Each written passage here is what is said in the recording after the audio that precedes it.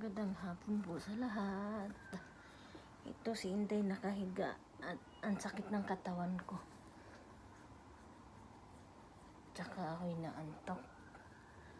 Off ko half day itong araw na ito. Kaso lang, tinatamad akong lumabas sa sakit ng katawan. Pagod sa buong linggong trabaho. Nandito lang ako sa kama. Pinag-isipan ko nga kung pupunta akong mall ngayon magstay na lang ito sa bahay. Nagpaplano akong pupunta ng Grand Moose. Kaso lang, tinatamad ako. Natamad ako kasi ang sakit ng katawan. Ito guys, mayroon na akong mga gift nakita ng alaga ko gustong buksan. Ayan, yung mga regalo. Ayun yung halaman ko. Nakita yung alaga ko nung tumatambay dito. Kinuha yun sa kanya at binitbit sa sala. Tapos sabi, bubuksan na raw niya yung present na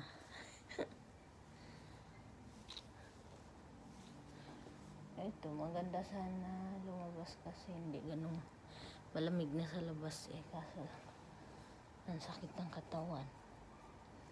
Pinag-isipan ko kung lalabas, maaga pa rin naman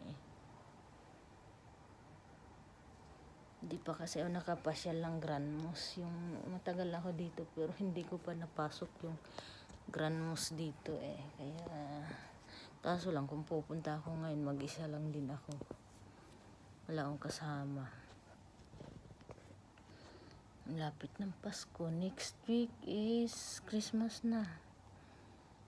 Tapos after next week, New Year. Kaya, 2024 na.